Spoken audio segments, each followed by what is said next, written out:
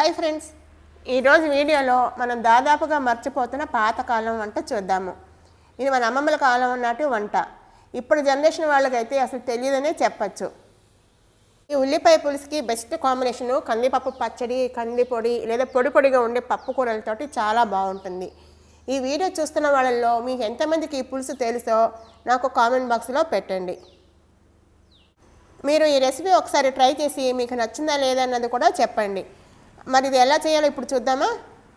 ఇప్పుడు ఉల్లిపాయ ఆవ పులుసు ఎలా చేయాలో చూద్దాము. ముందుగా చిన్న చిన్న ఉల్లిపాయలు తీసుకొని ఇలా పొట్టు తీసి ఈ ముచ్చుకలు కూడా కట్ చేసుకుని రెడీ పెట్టుకోవాలి. అలాగే 2-3 టమాటాలు, ఒక 5-6 పచ్చిమిరపకాయలు చీల్చి పెట్టుకోవాలి. టమాటాని పెద్ద ముక్కల కింద తరిగి పెట్టుకోవాలి.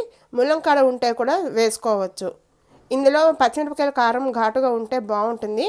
కొంచెం కారం తినగలిగే వాళ్ళు ఉంటే కొంచెం ఎక్కువ వేసుకోవాలి. ఇప్పుడు అడుగు మందంగా ఉండే గిన్నె కానీ కడాయి కానీ తీసుకొని నూనె వేసి వేడి చేయాలి. నూనె వేడెక్కింది, ఇందులో కొన్ని మెంతులు వేయాలి. ఇలాంటి ఆవు పులుసుల్లో మెంతులు ఎక్కువ ఉంటే బాగుంటుంది. అలాగే కొన్ని ఆవాలు కొద్దిగా చిటపట్లాట మొదలుపెట్టిన తర్వాత ఒక 2 ఎండుమిరపకాయలు తుంచి వేయాలి. అలాగే కొంచెం ఇంగువ వేసి వేయించాలి. ఇందులో మెంతులు ఎక్కువ ఉంటే బాగుంటుంది. మెంతులు వేగాయి, ఆవాలు కూడా చిట్టుపట్లాడుతున్నాయి. ఇప్పుడు మనం రెడీ పెట్టుకున్న ఉల్లిపాయలు ఇందులో వేసేయాలి.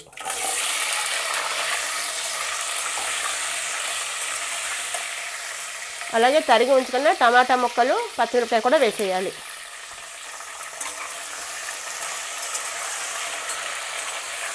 వేసి మూత పెట్టి ఒక 2 నిమిషాలు మగ్గించుకోవాలి.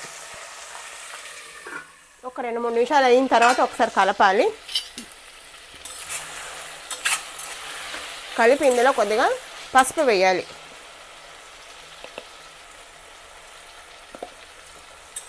పసుపు వేసి కలపాలి. అలాగే పులుసుకు సరిపడా ఉప్పు కూడా వేసేయాలి. ఇప్పుడే వేసి ఇంకొక 2-3 నిమిషాలు మగ్గించుకోవాలి.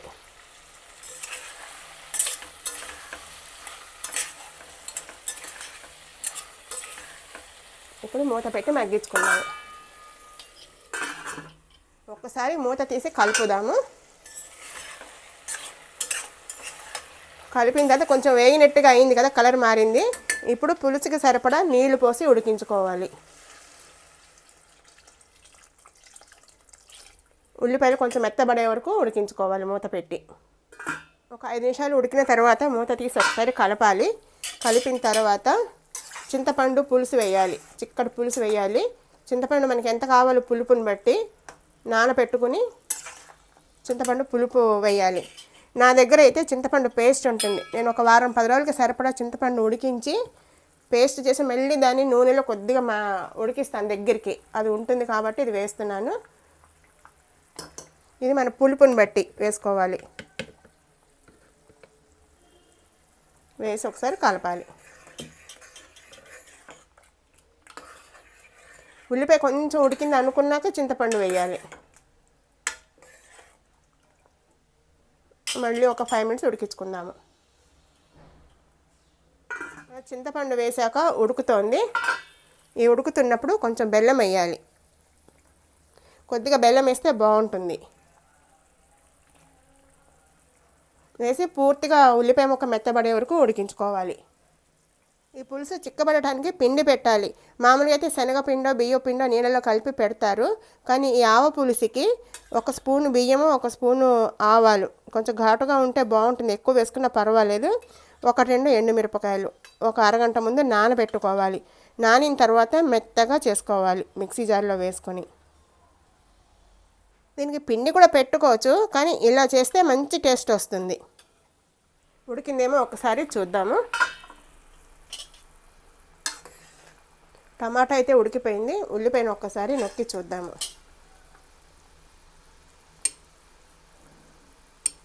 ఉల్లిపాయ కూడా మెత్తబడింది. ఇందులో ఇప్పుడు కొంచెం కరివేపాకు వేయాలి.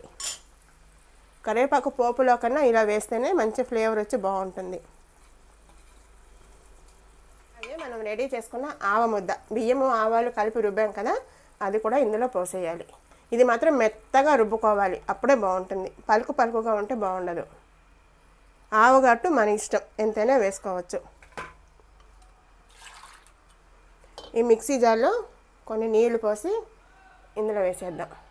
ఎందుకంటే ఇది ఉడికిన తర్వాత బియ్యం వేసాం కదా, ఉడికాక ఇంకా చిక్కబడుతుంది.